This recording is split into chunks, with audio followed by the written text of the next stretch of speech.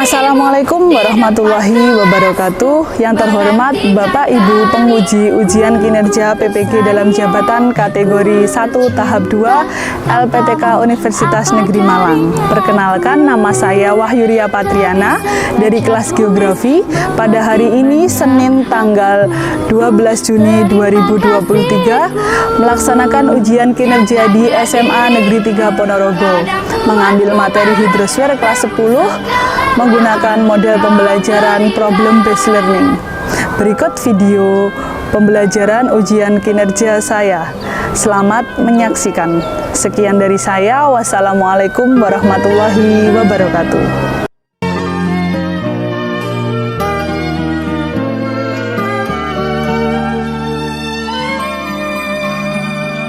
Selamat pagi semua, ku nantikan dirimu di depan kelasmu, menantikan kami. Guruku tersayang, guru tercinta, tanpamu apa jadinya aku?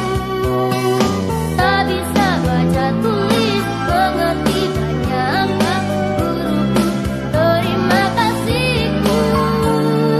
Nyatanya diriku kadang buatmu marah, namun segala maaf kau berikan. Guruku tersayang, guru tercinta, tanpamu apa jadinya aku? Tak bisa baca tulis, mengerti banyak hal. Guruku, terima kasihku. Sebelumnya, Assalamualaikum warahmatullahi wabarakatuh. Selamat siang anak-anak. Siang, Wahyu. Ya, pada kesempatan kali ini kita berjumpa lagi dengan mata pelajaran kita geografi. Namun sebelumnya kita berdoa dulu ya. Alifian, silahkan dipimpin teman-teman untuk berdoa. Siapa berdoa? Berdoa dan berdoa.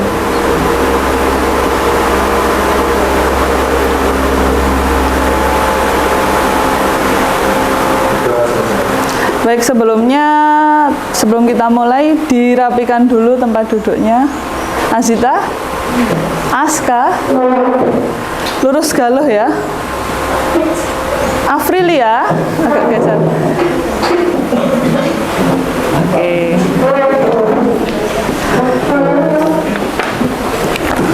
Baik, saya absen dulu untuk kehadiran kalian hari ini.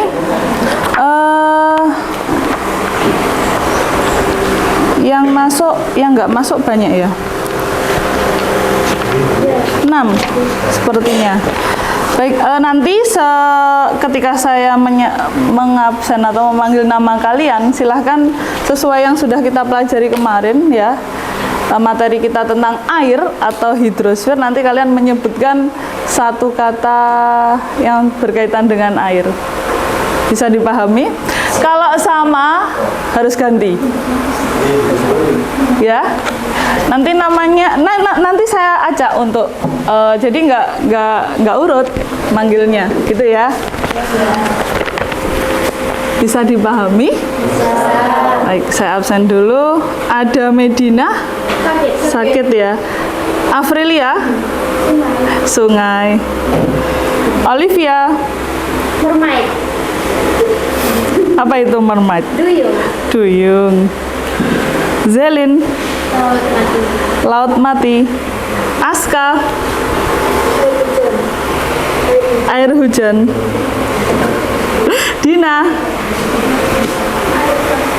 air got.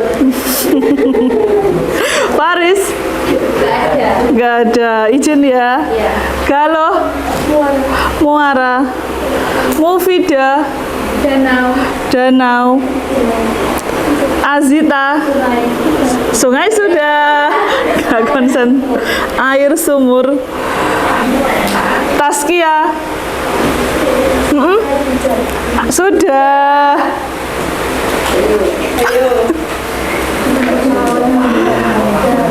Dahaga, ya wes dahaga karena kekeringan ya.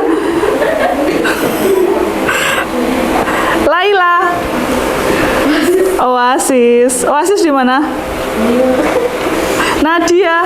Curug Bu, air terjun. Air terjun. Oh, air terjunnya ya. Ya. Nur Farahim. Muara. Sudah. Air terjun. Air zam-zam. Siapa Nur ya? Anggun. Tsunami bencananya. Ahnab. Tirta. Air. PT ya. Berlian. Salju. Belum ya? Belum. David izin. Ya, izin. Dandi. Air kolam. Si paling basket. Maisa Zahra. Air kelapa. Air kelapa ya wes. Penting air. Alifian. Samudra.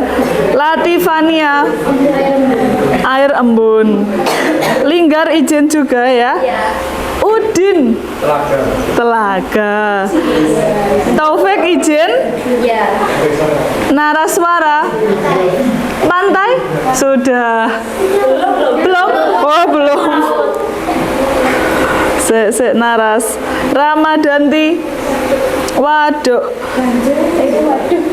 Salim Galeh. DAM. Yudiska. Air keran ya. PDM sama dong. Ya wes nggak apa-apa. Sabrina. Maritim. Tia. Banjir. Satya. Bendo itu nama apa? Bendungan. Esa izin. Gading izin juga. Hamida. Rawa. Kevin izin. Baik, tadi sudah disebutkan beberapa tentang air. Baik, hari ini kita membahas masih berkaitan dengan hidrosfer. Ada yang masih ingat apa itu hidrosfer? Hidrosfer itu apa? Kajian geografi tentang air ya. Kemarin kan banyak mulai dari lito, pedo, atmo, dan terakhir ini adalah hidro atau yang berkaitan dengan air. Coba siapa yang masih ingat materi minggu lalu? Iya, Olip. Jadi materi minggu lalu itu kita membahas tentang siklus hidrologi dan jenis perairan darat, di mana di dalam perairan darat itu ada air permukaan dan juga air tanah. Ya, jadi tadi pas waktu kalian presensi tadi ya, itu kan kalian juga menyebutkan ada yang air sumur. Air sumur itu air apa? Air tanah.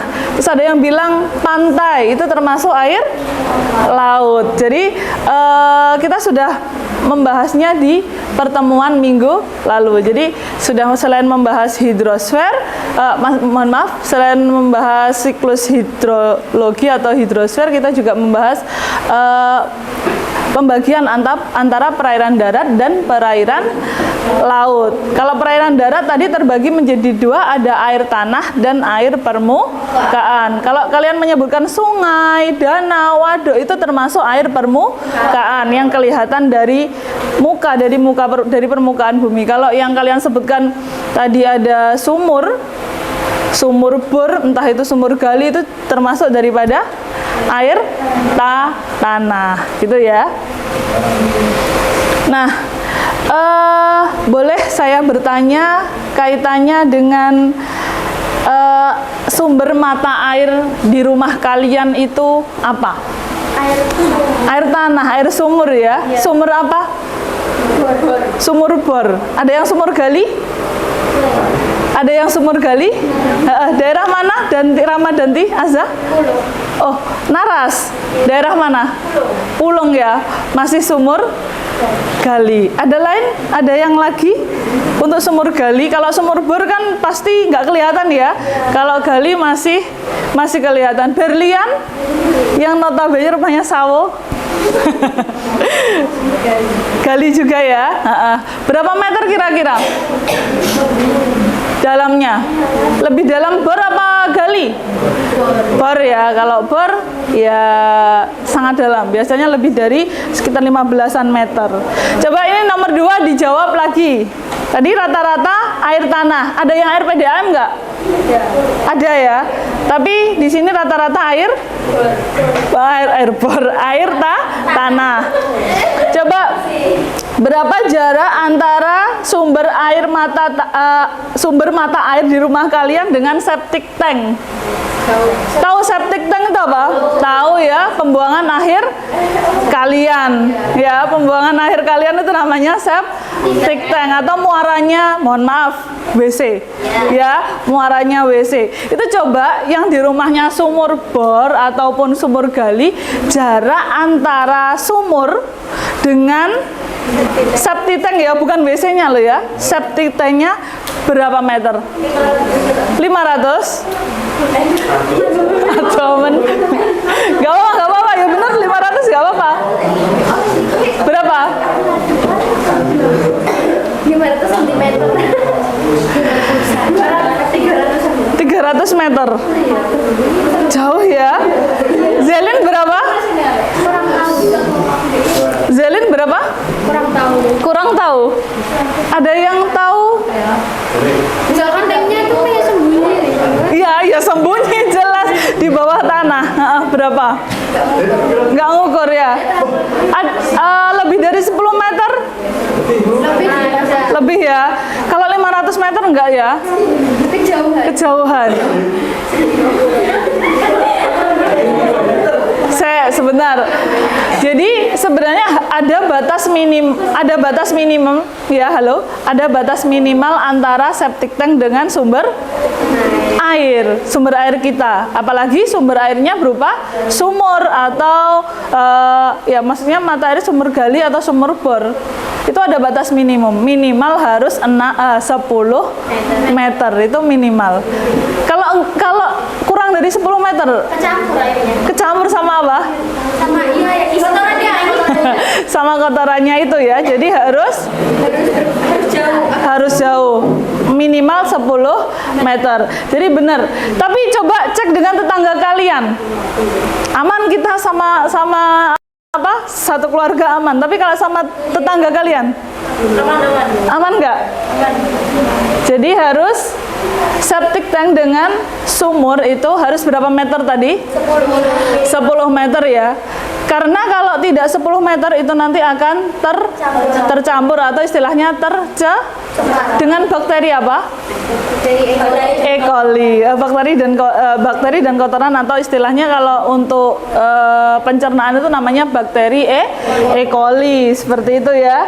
Jadi harus ada batas minimum. Coba nanti dicek sampai rumah. Tanya orang tua kalian. Gitu ya. Nah, hari ini kita nanti akan belajar tentang permasalahan air. Itu salah satu daripada permasalahan air ya. Pencemaran air atau kaitannya dengan kualitas air termasuk daripada permasalahan air. Jadi kalian nanti akan mencari permasalahan air yang ada di wilayah AE. Mana AE? Ponorogo, Madiun, Ngawi, Magetan, Pacitan, sudah 5 ya. Jadi nanti kalian mencari ini. Tapi nanti nggak semua harus mencari ini enggak. Tapi silahkan kalian mencari di salah satu wilayah ini. Permasalahan air apa saja? Kayak banjir, pencemaran limbah dari pabrik, ya bisa. Terus tadi tsunami juga bisa termasuk daripada bencana. Kemarin juga ada yang kekeringan itu kan? Kekeringan, ya itu kekeringan air di mana-mana banyak kan ya, apalagi kemaraunya cukup panjang. Nah selain itu kalian nanti ketika sudah menemukan fenomena, kalian nanti diharapkan mampu menguraikan penyebab. Jadi kalian mengeksplorasi penyebab. Setelah mengeksplorasi penyebab, kalian bisa mengeksplorasi solusi. Jadi ada penyebab, ada solusi seperti itu. Nanti kalian bisa membandingkan antara wilayah AE tadi, bisa Magetan, Pacitan, Madiun, Ponorogo dan Ngawi. Nah ini sih gambar dari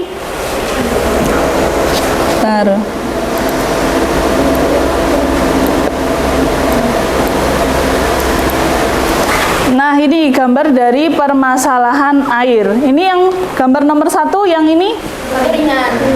kekeringan ya, kelihatan. Istilahnya kalau orang Jawa nelo, tanahnya nelo. Ini mengindikasikan bahwa tanah simpanan air di dalam tanah itu sudah habis, istilahnya demikian. Apalagi kalau diibaratkan kulit kalian juga ya. Kalau kering kan kelihatan kayak mengelupas atau kering bersisik seperti itu. Lalu gambar yang sana kanan, pencemaran karena sampah ya, itu ya. Terus yang sini banjir. iya, yang banjir bawahnya bawahnya sampah. Kalau yang bawahnya kekeringan, Itu kayak limbah dari pabrik. limbah ya, itu kaitannya dengan air limbah. Kelihatan yang cowok air limbah ya. Jadi pembuangan karena limbah. Baik, ini nanti seperti yang saya sampaikan tadi, kalian membentuk kelompok. Satu kelas ini saya bagi menjadi 6. Ya, ini nanti dibagi, terus nanti saya beri LKPD. LKPD itu nanti dikerjakan, dibuat istilahnya infografis. Lalu nanti setelah selesai itu kalian kirim ke grup kelas, lalu kalian publish di IG, terus nanti kita presentasikan bareng-bareng, kita diskusikan bareng-bareng. Situ ya. Silahkan membentuk kelompok seperti bentukan kelompok geografi di pertemuan-pertemuan sebelumnya. Gitu ya. Nomor 1 kelompok 1 sana, 2, 3, 4, 5, 6 sini. Gitu ya. Bisa membentuk kelompok.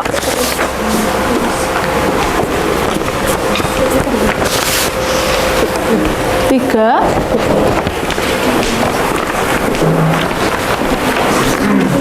empat, 5, 6. Itu ya. Jadi dalam LKPD itu nanti kalian isi kelompok berapa? Sesuai arahan tadi ya. 1, 2, 3, 1, 2, 3, 4, 5, 1, 2, 3, 4, 5, 6 gitu ya. Lalu kasih nama ketua, lalu nama anggota. Udah ya. Lalu silahkan kalian tentukan tema dari yang ingin kalian ambil tadi mana. Lalu topik permasalahannya apa? Temanya apa? Air. Jelas, hidrosfer itu air. Lalu topik permasalahan, silahkan kalian mencari topik permasalahan yang berkaitan dengan air tersebut di wilayah AE. Mana? Bebas. Kalau mau mengkaji wilayah kalian bisa, misalkan Ponorogo tapi lebih dipersempit lagi. Mana? Ngerayon bisa. Ya Nadia? Ya, Kauman bisa. Pulang juga bisa. Naras ya. Bukan Pangkal, mana namanya Berlian? Pengkol itu si Zahra, Sawo gitu ya. Lalu kalian eksplorasi penyebab. Berarti kalian harus mencari penyebabnya apa sih gitu ya. Namanya eksplorasi. Halo. Namanya eksplorasi itu kalian harus mencari dari mana-mana. Bisa dari internet, bisa dari buku, bisa dari jurnal, bertanya sama saya juga nggak apa-apa nanti ya gitu. Lalu terakhir eksplorasi solusi. Jadi solusi dari permasalahan yang ada tadi apa gitu. Jangan lupa sumbernya dicantumkan. Baik, silahkan bekerja dengan kelompoknya. Nanti setelah selesai bisa didiskusikan. Itu ada tulisannya.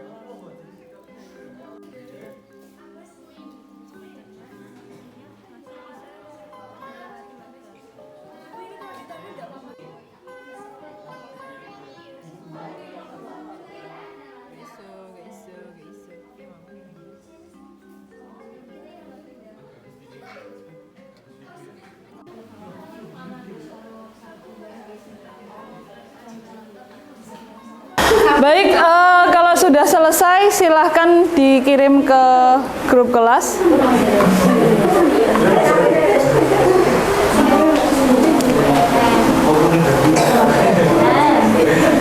Sudah?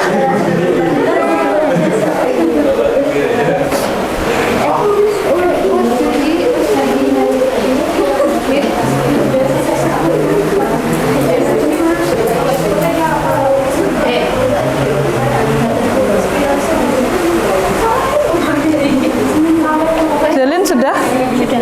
Silahkan dikirim. Kelompok 1 sudah? Kelompok 2? Kelompok 2 sudah sebentar lagi, belum dikirim. Kelompok 3? Kelompok 4? Tinggal ngirim. 5? 6?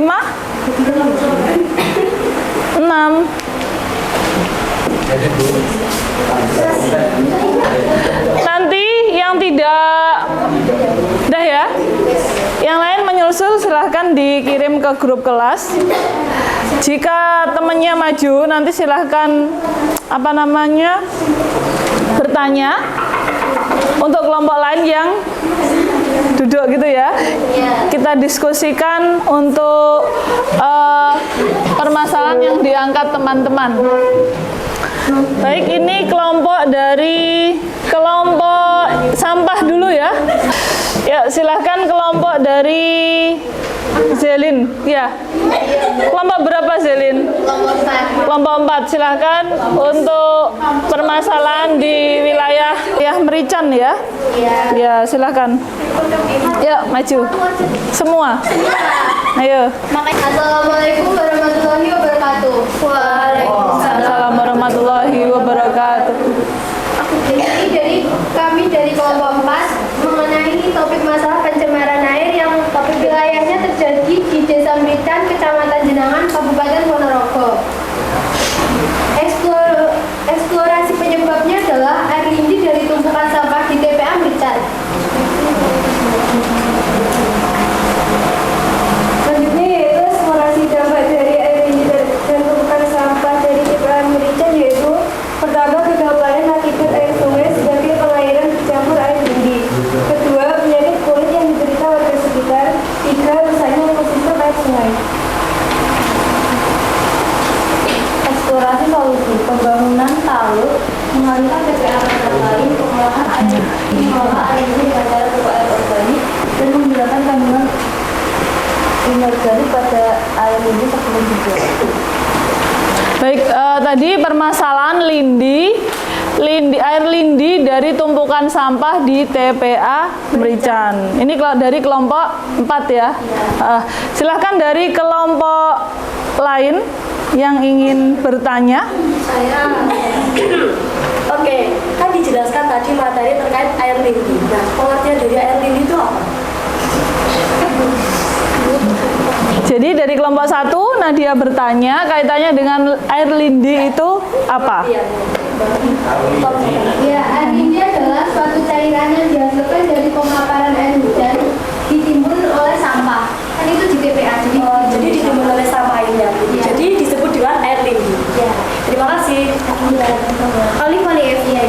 Jadi kalau misal dari desa tersebut air lindi itu tercampur dengan air-air yang lain, jadi kayak termasuk pencemaran air gitu kan, itu bisa nggak sih kayak dijadiin air bersih lagi yang layak untuk diminum, untuk digunakan sehari-hari gitu? Jadi air lindi itu bisa dijadikan itu yaitu ekolindi namanya. Bisa digunakan lagi Ya, maksudnya bisa digunakan lagi kayak air minum atau buat gabung ke makanan gitu. Berarti sudah nggak bisa. Masih bisa dimanfaatkan tapi untuk keperluan lain, bukan untuk konsumsi ya. Itu kaitannya dengan tadi untuk pupuk, terus selain itu untuk apa tadi? Ya, ekolindi itu ya kaitannya dengan pupuk itu tadi. Dan itu juga istilahnya sudah tercemar, namun mungkin kalau yang kaitannya dengan pembuangan tadi bisa biar nggak seperti itu harus dipisah antara organik dan anorganik seperti itu gitu ya.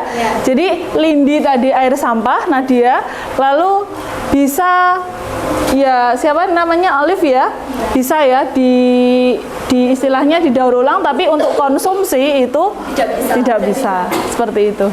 Baik, silahkan ditutup. Sekian presentasi dari kami. Wassalamualaikum warahmatullahi wabarakatuh. Waalaikumsalam warahmatullahi wabarakatuh. Tepuk tangan.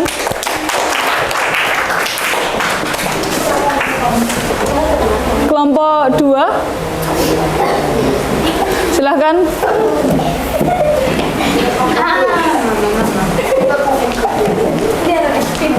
Assalamualaikum warahmatullahi wabarakatuh. Waalaikumsalam warahmatullahi wabarakatuh. Kami dari kelompok 2, berdirinya kami di sini akan mempresentasikan tentang hidrosfer, terus tentang topik permasalahan dan juga wilayah terjadi permasalahan akan dibacakan oleh kalian. Topik permasalahan yang dibahas adalah cara pemerintah mengatasi kemiskinan di desa seluruh kecamatan lain Kabupaten Ponorogo. Pasti solusi dari terjadinya permasalahan ini, yang pertama, penghijauan. Jadi area sekitar sumber air dengan radius 100 meter dan tampungan air. Dan yang terakhir, melakukan sosialisasi untuk penghematan air.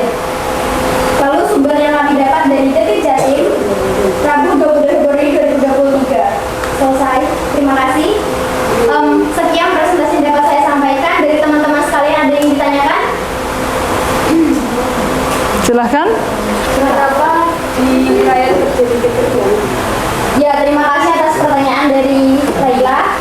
Izinkan saya untuk menjawab. Jadi kenapa di Desa Melayu itu terjadi kekeringan? Itu kayak faktor alam, semisal kayak ya hujannya itu tidak terus menerus datang, kayak hujan itu tidak beraturan. Jadi terjadinya kekeringan karena ya, yang pertama kemarau yang berkepanjangan. Dari teman-teman yang lain ada yang ditambahkan? Ya, Zelin silahkan. Kan nelayan kan gunung kan biasanya ada sumber air, kok bisa kering kan biasanya sumber air kan ini air, kok bisa kekeringan?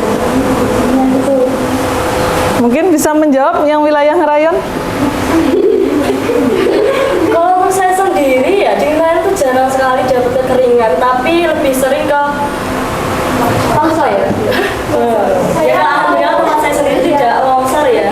Tapi ada beberapa daerah yang mungkin memang longsor karena dataran tinggi, tanahnya itu turun ke bawah itu berapa meter? Turun ke bawah.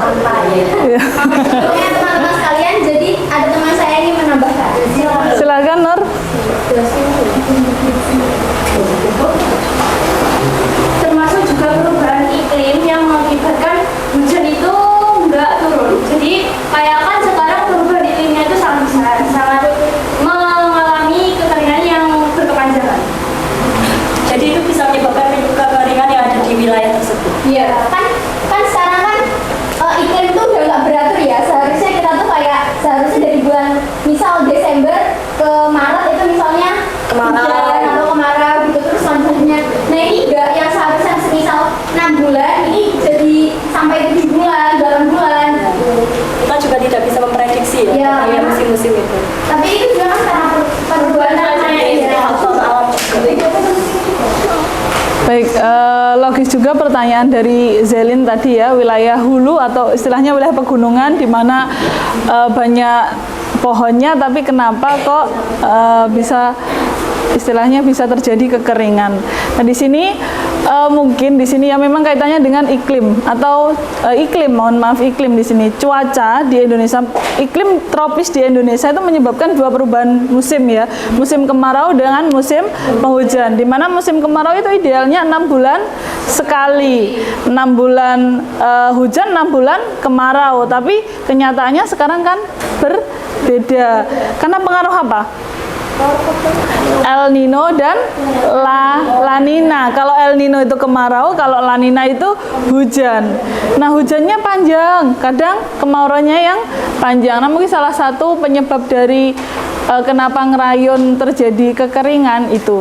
Namun kemarin saya membaca juga ya, di ngerayon itu untuk apa istilahnya sebaran untuk menyebarkan air bersih itu susah karena kaitannya dengan morfologi. Jadi pipa-pipa yang harusnya bisa masuk ke rumah-rumah, ke tampungan-tampungan penduduk itu susah. Jadi akhirnya kemungkinan dimaksud dengan kekeringan itu kelangkaan air itu tadi. Ya, kelangkaan air bersih itu tadi. Jadi nyebarnya air itu tadi loh ke wilayah-wilayah penduduk karena notabene yang morfologinya cukup ya bisa kalian lihat ya, pegunungan seperti itu. Bisa ditutup untuk kelompok 2. Terima kasih. Terima kasih. Sekian presentasi yang dapat kami sampaikan. Wassalamualaikum warahmatullahi wabarakatuh. Waalaikumsalam warahmatullahi wabarakatuh.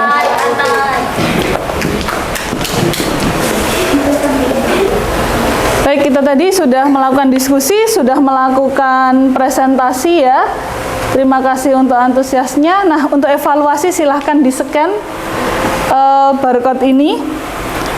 Atau mungkin saya share dulu di grup.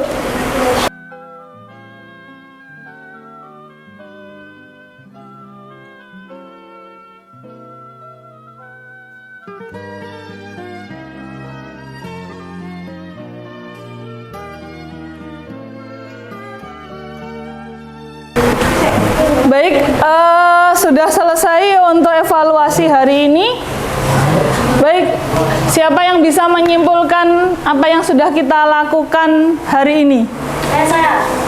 Akan Nadia? Ya.